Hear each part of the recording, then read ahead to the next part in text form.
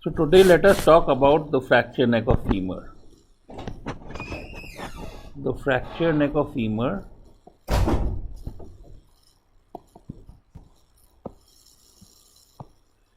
this is the head, this is the neck, this is the trochanter, this is the lesser trochanter, here is the acetabulum, here is the transverse acetabular ligament. From here is entering the blood supply to the neck. Here you have the capsule.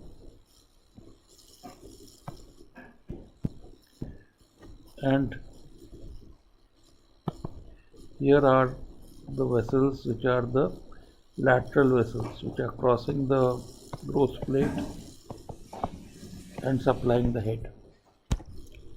So this is the blood supply of the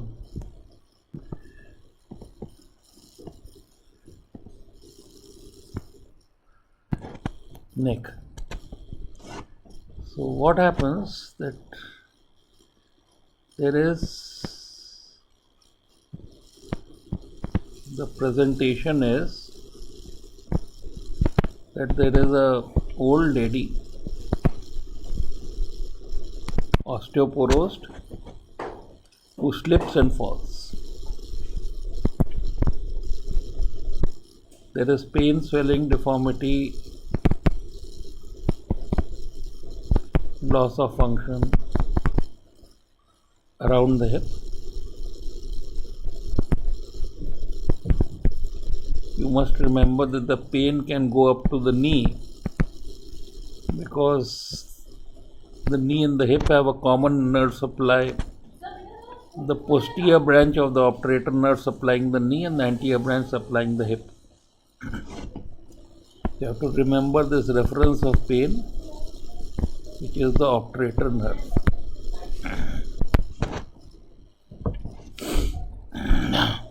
On examination, there is a flexion, adduction, external rotation deformity with true shortening above the trochanter, as demonstrated by the Bryants triangle.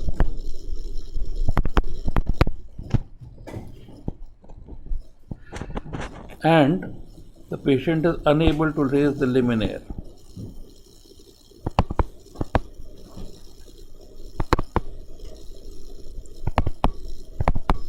With this presentation, the possibilities are two: the trochanteric fracture or the neck of femur.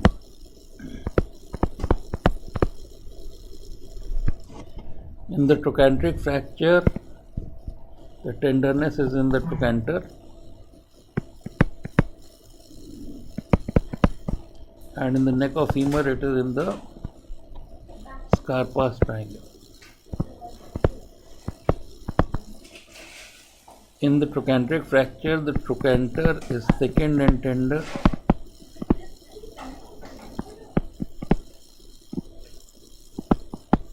Here it is absent. The trochanter fracture will malunite. The complications of neck of femur are nonunion and avascular necrosis. Then, since the trochanteric fracture, the capsule, it is extracapsular. So, if we say it's extracapsular, that means the external rotation would be complete here, whereas here external rotation will be limited by attachment of the capsule to the distal fragment. So external rotation limited.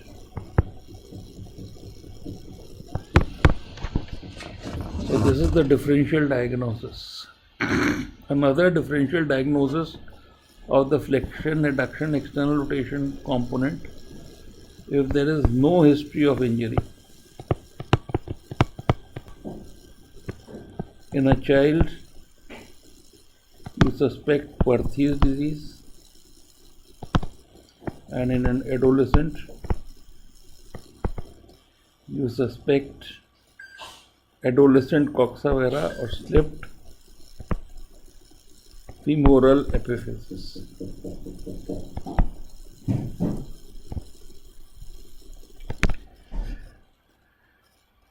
Now with this,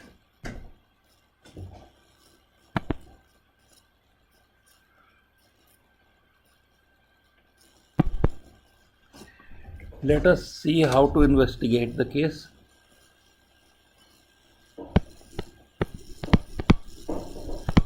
To assess the general condition of the patient, you do hemoglobin, TLC, DLC, ESR, GBP, VTCT, blood urea, blood sugar, urine and stool. Now here is an old lady. So you add electrocardiogram, you add X-ray chest, and you add a reference to physician and anesthetist. Then you check the dentation, dental health, you check the opening of the mouth from the point of view of anesthesia. Alright. Then you image the fracture, and in that you take an X-ray of the pelvis, AP view, with both hips in identical position.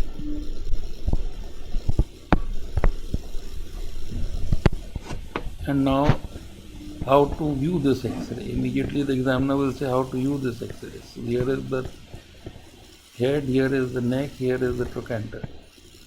First question you ask is, here is the acetabulum. First question you ask is there a fracture? Answer is yes. If this Shentons line, this is the Shentons line, the obturator with the inferior border of neck of femur. If the Shentons line is broken,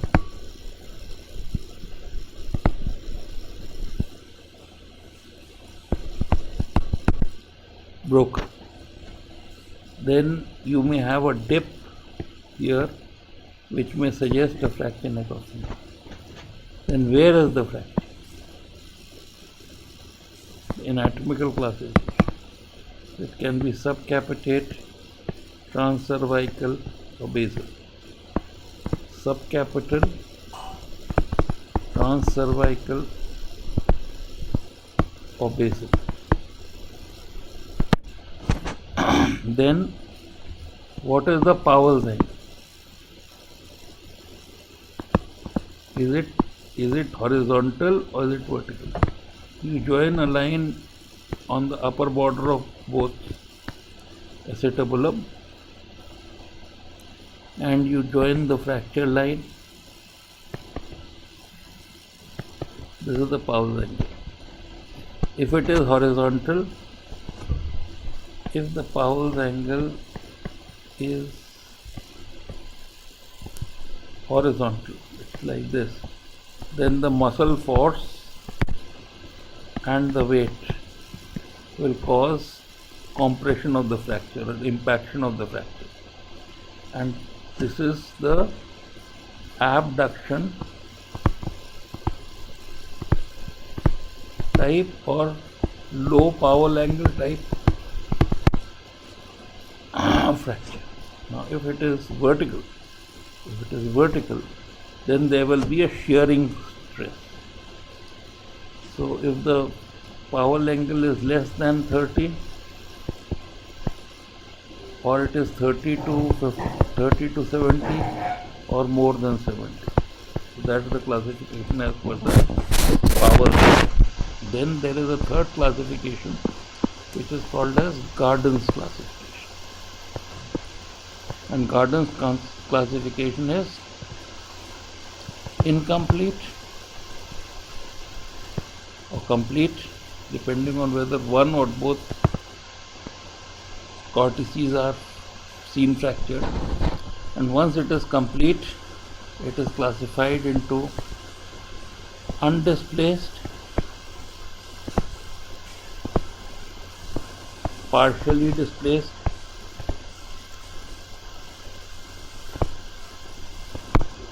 or completely displaced.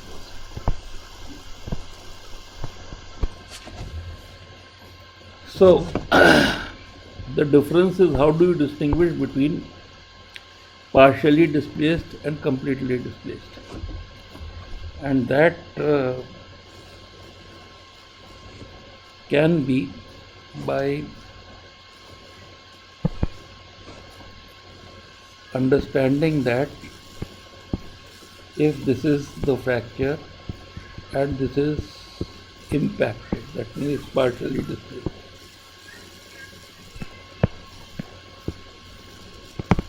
Partially displaced, then this rotation would also rotate the head in the opposite direction. Therefore, the trabeculae of the head will not be aligned with the trabeculae of the acetabulum. Whereas if it is completely displaced, the head would rotate into a normal position and there will be trabecular alignment. So after this, how do you manage a case of fracture neck of femur? So first you splint, then you apply a below knee traction and immobilize by pillows. You do quadriceps exercise and deep breathing exercise. You may give something to relieve pain, and in the meanwhile you investigate. For the type of fracture,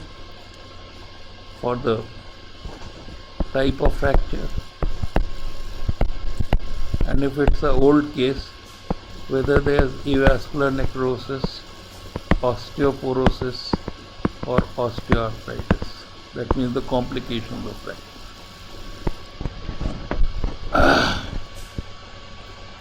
So investigate for type of fracture, any complications, and fitness for general anesthesia and surgery.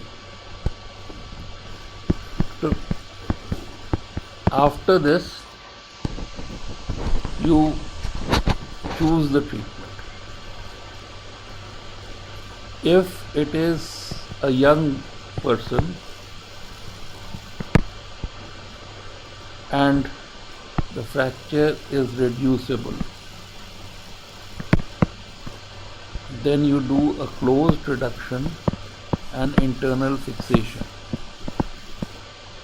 Now if the epiphysis is fused,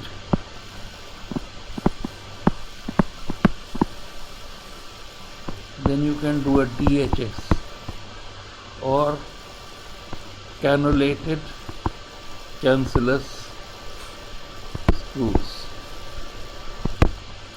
If the epiphysis is open, then you try to fix it by pins. And there are two types of pins, Austin-Moore pins or Nowell's pins. Austin-Moore pins or Nowell's pins, and you try to fix it up to the growth plate, or if you cross the growth plate, if you do cross the growth plate, then you try to cross it in the center and perpendicular to it. You want to right bisect the growth plate by the pin, so that you do not cause any discrepancy or damage to the vessels. So this is young and reducible. Now if it is not reducible, Then you do an open reduction internal fixation. So these are for fresh fracture. Now if it is an old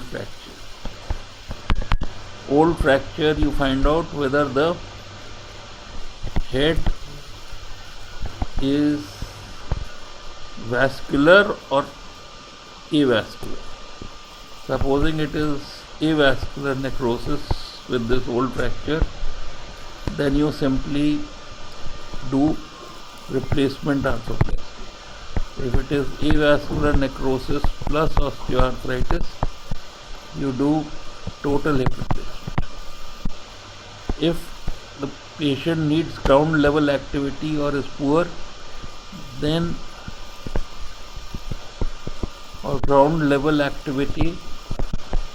then you do excisional arthroplasty plus minus pelvic support osteotomy.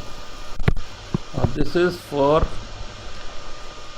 this operation is called as Milch-Bachelor's operation. Okay.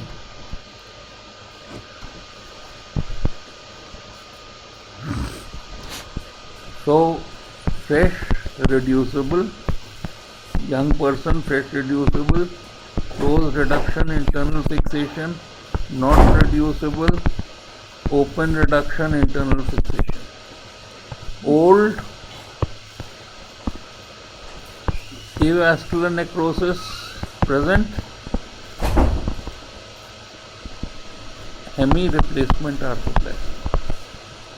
Avascular necrosis absent,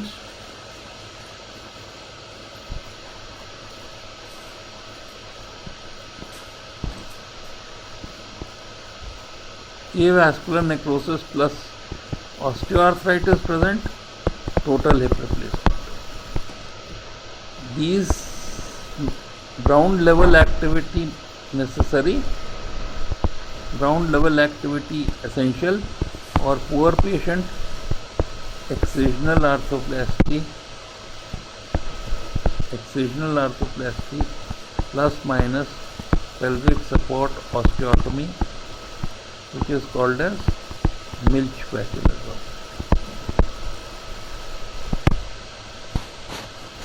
Now this is also, excisional arthroplasty is also done when there is a lot of osteoporosis. Osteoporosis, ground level activity, squatting, cross-legged sitting needed, poor patient, excisional arthroplasty plus minus Milch-Bachelor's. Now this is the treatment of fracture neck of femur. Then you are maybe asked the prognosis, and if treated early, prognosis is good.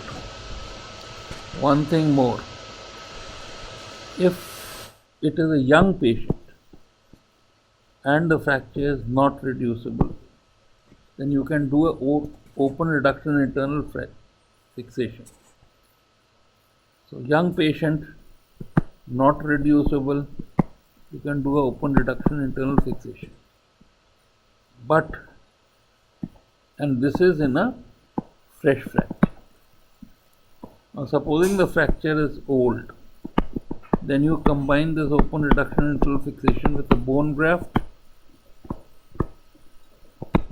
or you treat it by subtrochanteric displacement or angulation osteotomy. Now we'll tell you how this displacement angulation osteotomy works. Supposing this is the head, this is the neck, and here you have that fracture. The displacement osteotomy, if this is the fracture and you do an osteotomy like this, the Osteotomy would support both the proximal and distal fragments. The trochanter would get immobilized and the fracture will unite. So this is called as displacement osteotomy. It was described by Murray, and the osteogenesis of this osteotomy site also helps in union of fracture. But the problem with this is that if this is the pelvis, and this is the vertebra, the weight bearing, so this limb will become closer to this weight bearing, and this lever arm would reduce. As this lever arm reduces, there will be more loading on this head, and therefore there will be greater chances of avascular necrosis.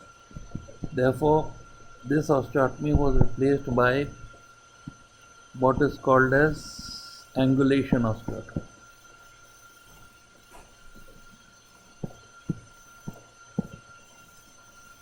This is an abduction or angulation osteotomy. So here what happens that initially the fracture that was vertical, if this was in this direction, it was vertical. As you angulate it, this muscle force would now become like this, and the weight would become like this. The weight and muscle force will impact the fracture. So this angulation osteotomy reduces the Pauwels angle. So this is the treatment for young, old case, and unreducible fracture necrosis. So we revise this once again. Fresh, reducible, young patient, closed reduction, internal fixation. Fresh, unreducible, young patient, open reduction, internal fixation, plus bone graft, either from the iliac tuberosity or from the quadrate tubercle. Now, head compromised, AVM, hemi replacement arthroplasty. Head plus acetabulum compromised, avascular necrosis, osteoarthritis, total hip replacement. Not possible. Or presence of osteoporosis also. This plus osteoporosis. Or this is not possible because ground level activity is needed or the cost is more. Then excisional arthroplasty plus minus pelvic support osteotomy. And then old, not reducible, but young patient. Can't replace the head because the life of replacement arthroplasty is small. Then you do a subtrochanteric osteotomy. Two varieties, displacement or angulation or combined. I have told you how each of them works.